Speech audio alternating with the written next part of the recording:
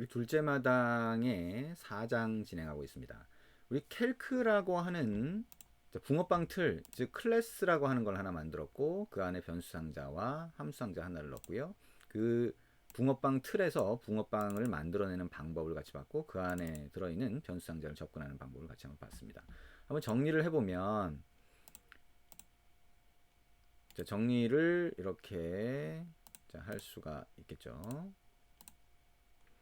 여기 보면 우리 클래스 이름 뒤에 소괄호를 붙이면 우리 함수를 실행하는 것처럼 보이지만 이게 클래스 이름이기 때문에 붕어빵 한 마리가 만들어지는 거예요. 붕어빵 틀에서. 그리고 그거를 변수 상자에 넣을 수 있고요. 이 붕어빵 틀은 변수 상자의 자료형이 될 수 있어요. 우리가 붕어빵 틀이라고 하는 거를 클래스로 만들었을 때 그 안에 변수 상자나 함수 상자를 넣을 수 있는데 변수 상자가 몇 개 들어갈지 알 수가 없죠. 그리고 어떤 자료형의 변수 상자가 들어갈지 알 수 없는데 그 모양대로 해서 붕어빵이 만들어지는 거잖아요. 그러니까 어떤 변수 상자를 붕어빵을 넣을 수 있는 변수 상자를 만든다고 하면 붕어빵이 들어갈 수 있는 크기여야 되겠죠. 이렇게 만약에 펄슨이라고 하는 이 틀에서 사람을 찍어냈다라고 하면 이거를 담을 수 있는 변수 상자도 그런 모양이어야 된다. 결국에는 붕어빵 틀에 해당하는 게 펄슨이라면 이 펄슨이라고 하는 붕어빵 틀에서 만들어진 인스턴스 객체, 즉 실제 사람은 요 자료형이 돼야 된다. 이해되나요? 네. 그리고 이 캘크 1이라고 하니까 캘크라고 하는 붕어빵 틀에서 만들어진 캘크 1 안에는 이렇게 변수 상자 이렇게 만들어질 거다라고 클래스에서 정의한 거잖아요. 그러니까 이게 실제 만들어진 거예요. 붕어빵이 만들어지면서 이렇게 만들어지면 점을 이용해서 점연산자라고 하죠. 점을 이용해서 그 안에 있는 걸 접근할 수 있다. 이렇게 생각할 수가 있습니다. 자, 그리고 이제 그 안에 있는 메소드도 호출할 수가 있죠. 그래서 캘크 1이라고 하는 붕어빵을 만들었으면 그 안에 함수 상자가 들어있으면 점 add라고 하고 소괄호 붙이면 그 함수 상자를 실행할 수가 있다는 거죠. 여러분 직접 한번 입력해서 해보시면 됩니다. 그러면 지금 우리 붕어빵 틀이라고 하는 데서 붕어빵을 만들었는데 그 붕어빵을 인스턴스 또는 인스턴스 객체라고 부를 수 있다. 또는 일반적으로 객체라고 부르게 돼요. 그러면 그게 만들어지고 나서 우리가 이름을 거기다 붙여줬죠. 그죠? 이름 값을 넣어줬어요. 근데 이름 값을 넣어주는 코드가 이제 두 개씩 이렇게 만들어지니까 그러니까 두 줄이 입력이 된 거죠. 두 줄이 입력된 거를 좀 줄일 수 없을까 코드를 그렇게 하면서 생성자라고 하는 게 나오게 되죠. 자, 그 코드를 한번 보도록 하겠습니다. 생성자라고 하는 코드 어떻게 만들어지냐. 여기에 우리 만들었던 거에서 이제 person이라고 하는 거를 하나 클래스를 생성을 해봅니다. 오른쪽 마우스 버튼 눌러서 new라고 하고요. 코틀린 클래스 파일 이렇게 하면 클래스를 추가할 수 있다라고 하는 거는 지금 알 수 있겠죠. 자, person p 대문자로 해서 person이라고 하고 클래스 선택하고 엔터 이렇게 누릅니다. 그러면 새로운 person이라고 하는 클래스가 만들어졌죠. 이 클래스 안에는 변수 상자나 함수 상자를 넣을 수 있다라고 했고요. 변수 상자를 넣어봅니다. 여기다가 var이라고 하고요. name이라고 하는 이름의 변수 상자 만들고 그 자료형 크기라고 하는 건 스트링으로 합니다. 그리고 물음표를 붙여서 널 값을 할당할 수 있게 하고 널을 처음에 이렇게 한번 넣어봅니다. 그리고 똑같이 var ag라고 해서 나이 값을 넣으려고 하니까 그 자료형이 int로 넣고요. 물음표 붙여서 널을 붙일 수 있도록 했습니다. 그리고 late init이라고 하고 var 하면 나중에 값을 초기화하겠다는 거죠. 그래서 address라고 하면 주소를 넣겠다는 거고요. 문자열이 이렇게 들어가겠다. 얘는 초기화를 할 필요가 없네요. 우리가 클래스라고 하는 거 안에 변수 상자를 넣을 때는 꼭 반드시 초기화한다 라고 얘기할 수가 있습니다. 근데 그게 나중에 하겠다라고 하면 late init을 붙일 수 있다. 그래서 전형적으로 이런 형태의 변수 상자를 추가할 수 있다. 형태가 약간 좀 다양하죠. 약간 다양하게 되고요. 그러면 잘 보면 우리 아까 캘크라고 하는 것도 이게 붕어빵 틀의 이름인데 붕어빵 틀의 이름에 소괄호를 붙이면서 실제 붕어빵을 만들어냈었잖아요. 근데 이게 함수예요. 그죠? 이 붕어빵 틀의 이름인 클래스 이름을 쓰지만 함수를 호출할 때 쓰는데 실제로 이것도 함수라는 거예요. 다시 말하면 캘크 또는 person이라고 하는 이 붕어빵 틀에서 객체를 만들어낼 때 함수가 실행된다는 얘기인데 그 실행되는 함수를 이 내부에서 얘가 자동으로 만들어서 갖고 있습니다. 그거를 기본 생성자라고 해요. 기본 생성자. 그래서 기본 생성자는 자바를 해보셨던 분들도 아무것도 파라미터가 없는 그 소괄호만 붙인 기본 생성자가 자동으로 만들어지는 것을 알고 계실 겁니다. 내부에 눈에 보이진 않지만 함수가 하나 있고요. 이 붕어빵 틀에서 실제 붕어빵이 만들어질 때 그게 실행이 된다는 겁니다. 근데 이제 코틀린에서는 그러면 그 기본 생성자 안에서 뭔가 코드가 실행되게 하고 싶은 경우가 있어요. 그 경우에 여기서는 init이라고 하는 코드 블럭을 씁니다. init이라고 하고 자 여기에 중괄호 엔터 이렇게 넣으면 됩니다.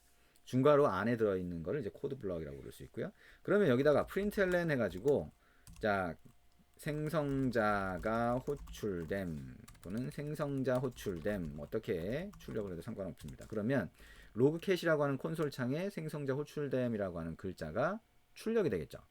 언제? 이 person이라고 하는 붕어빵 틀에서 person 객체가 만들어질 때 그때가 되겠죠.